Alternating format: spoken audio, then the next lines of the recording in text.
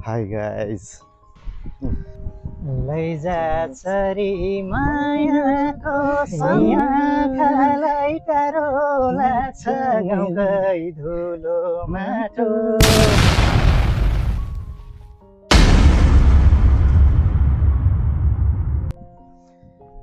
Hi guys.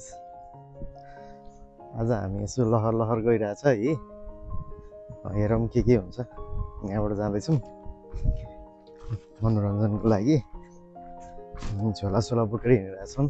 Day of है। दुःख गरिन्छ 6 दिन होइन, एक दिन यसो छुट्टीको बेलामा मिलाएर रमाइलो गरेर जानुपर्छ भनेर हिँड्छौँ है। त्यो रमाइलो चाहिँ गर्नुपर्छ बेला बेलामा। मौसम यस्तो छ, पानी पर्ला जस्तो मौसम। हामी यता छौँ, ठाउँ क्वाइट छ, शान्त छ, गाडीहरू चल्दैनन् खासै।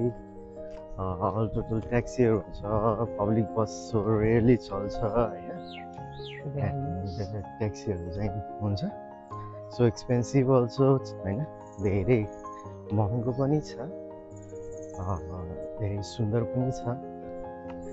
ठाउँ त एकदमै घुम्ने लायकको छ होइन, देख्न सक्नुहुन्छ।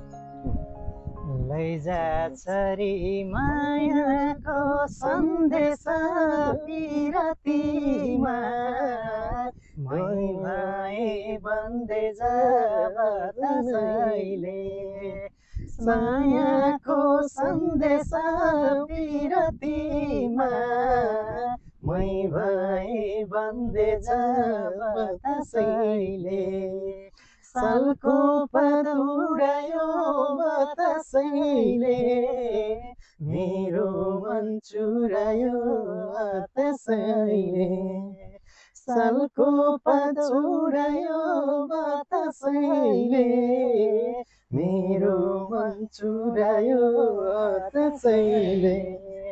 हामी हिँड्दै गर्दाखेरिमा परदेश भन्ने यो आइल्यान्ड हो है, समुद्र देख्न सक्नुहुन्छ मजाले। एकदमै राम्रो यहाँबाट देखिरहेको छ है।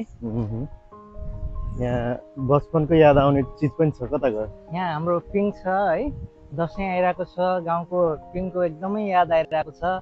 यहाँ अब सानो बच्चाहरू खेल्ने पिङ बनाएको छ। हामीलाई चाहिँ गाउँको लिङ्गे पिङको याद आइरहेको छ। दसैँ आउँदैछ।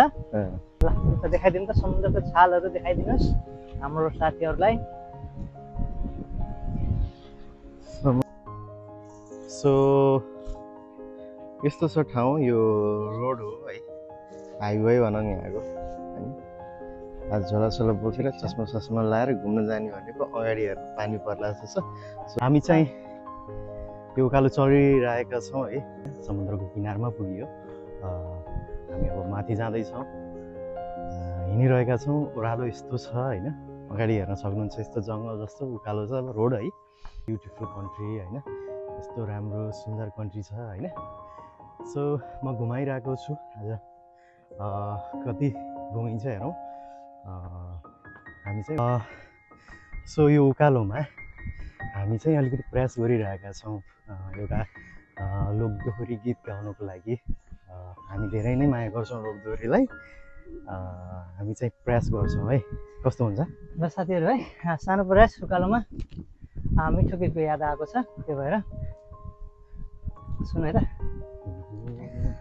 औधी माया त्यही जनको लाउँछ किन यति सम्झना आउँछ क्या बतासैले त्यही जनको लाउँछ किन यति सम्झना आउँछ क्या बतासैले सालको पात उडायो बतासैले मेरो मन चुरायो बतासैले सालको पात उडायो बतासैले मेरो मन चुरायो बतासैले मेरो मन चुरायो बतासैले।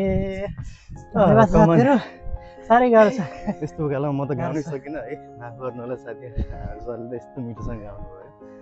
ठ्याक्कै नेपालको जस्तो झलको आउँछ यहाँनिर आएपछि होइन। पहाड छ, चट्टानहरू छ है, यस्तो हरियाली छ होइन।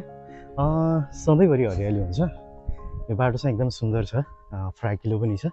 एन्ड प्रणालीमा सबभन्दा फराकिलो बाटो यही नै होला।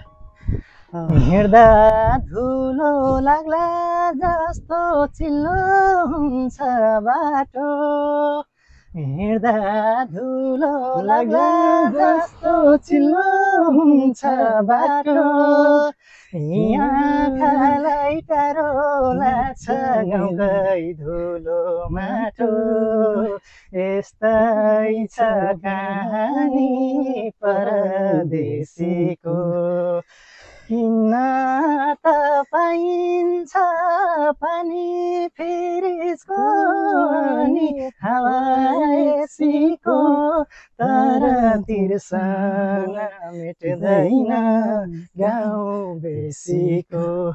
ल साथीहरू एकदम कलमा पुरा गाउन सकिन्न, गाह्रो छ। ल यो ढुङ्गा घरभन्दा ठुलो चट्टान ढुङ्गा है, चट्टान भनेको टुक्कै यो ढुङ्गा ट्याक्क ल्याएर बसालेको छ क्या। योभन्दा ठुला ठुला पाहाडहरू त छँदैछ ढुङ्गा चट्टान, तर यो ढुङ्गा भन्छ यसलाई, ठ्याक्कै ढुङ्गा ल्याएर ट्याक्क राखेको जस्तो छ है, राम्रो छ।